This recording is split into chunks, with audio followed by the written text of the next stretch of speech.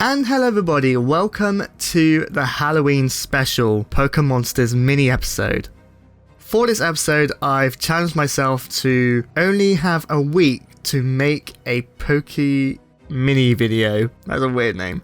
But yeah, I have 1 week to make this video. So I started this from the Saturday 24th to Halloween. But this wouldn't have been any more challenging if it weren't for a mouse that decided to lose its left clicker when I needed it most. I mean most.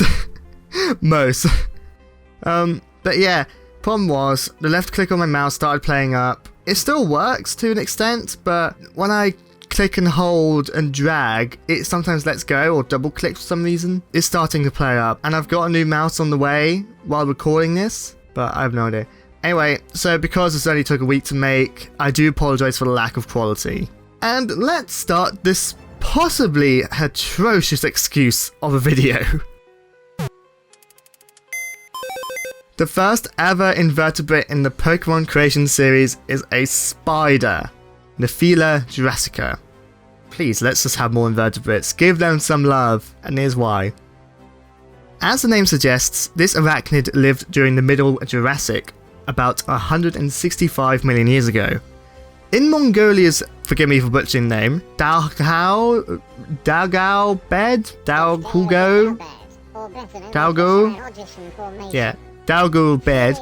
the remains of a female Nephila Jurassica were found in sedimented volcanic ash. So the details were so well preserved that you can even see the hair strands. Also, this is the largest known fossilized spider so far, having a body length of 2.5 centimeters and a leg span of 8.3 centimeters. It is quite big, I think, but I've seen bigger spiders alive. Speaking of which, spiders that belong to the same group as Nephila Jurassica still exist today, but with the name Golden Orb Weavers. It is even speculated that Nephila Jurassica would have looked similar to its modern relatives. Using our understanding of modern spiders, it is plausible that Jurassic spiders like Nephila Jurassica were widespread across Pangaea, living near rivers and ponds and forests, before the supercontinent broke into the landmasses we know today. I chose Nephila Jurassica because I wanted to make a Pokémonsters video. I needed something scary, and relates to another subject I used for the Pokemon that I'm about to show you. Let's have a look.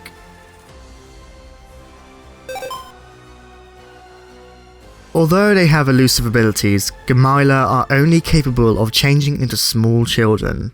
With this ability, they create silk that they turn into clothes and cling onto walls. They lure in adult humans to drain their body fluids. This was a tough Pokemon to come up with, but I'm quite happy with the results. I wanted to make Gumila cute yet sinister and combine it with the ability to transform into children with help of the golden abdomen. The name I'm not 100% confident with, so if anyone has any suggestions, please let me know. For little Pokemon, Gumila has some decent stats, especially with 90 special defense. This is backed up by its ability Cute Charm, providing opportunities to attack or boost up when your opponent is infatuated. Other than that, nothing amazing to say about it. Its stats are pretty mediocre. But if you have a female Gumila, it's a different story. Been a while since I've done a transition like this.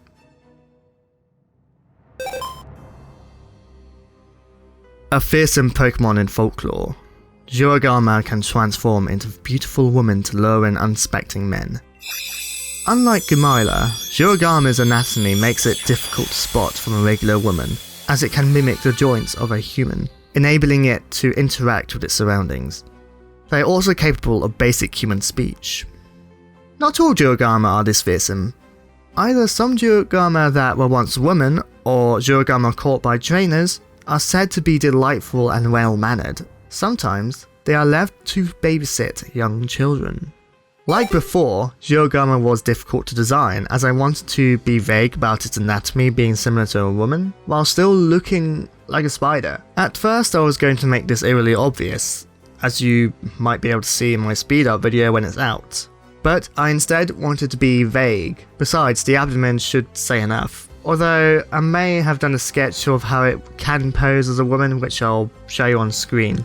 Anyway, I am now able to say that Jurogama was inspired by the yokai, Jurogama, a yokai with abilities that inspired his Pokemon's design and lore. For this Pokemon, I wanted to make it pretty varied, bulky, offensive and fast, while avoiding making this a pseudo-legendary. For its ability, Jurogama has a more offensively supportive ability called Spider Army. This boosts the offensive stats and speed stats of any spider Pokemon on the field by 50%. This ability affects Spinarak, Ariados, Galvantula, Dewpider, Araquanid, Gumila and Jurogama. What about Joltik? Joltik is a tick, so I wouldn't have thought it would be able to benefit from Jurogama's ability. Makes sense, I think. Anyway, this ability can make it great for support in battle for those Pokemon. For moves, it will learn a varied number of moves, including a new move called Fatal Attraction. It works in the same way as Attract, except it traps the opponent, but it only works on male Pokemon.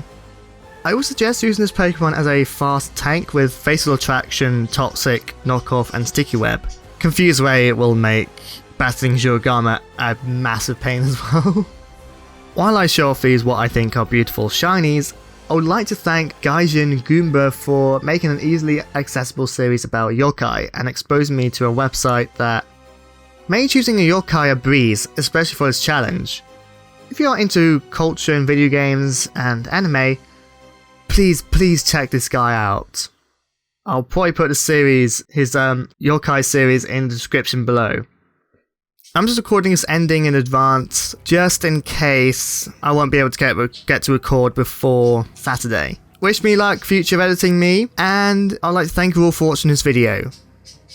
In the past, present, or even future, I will see you there. Goodbye!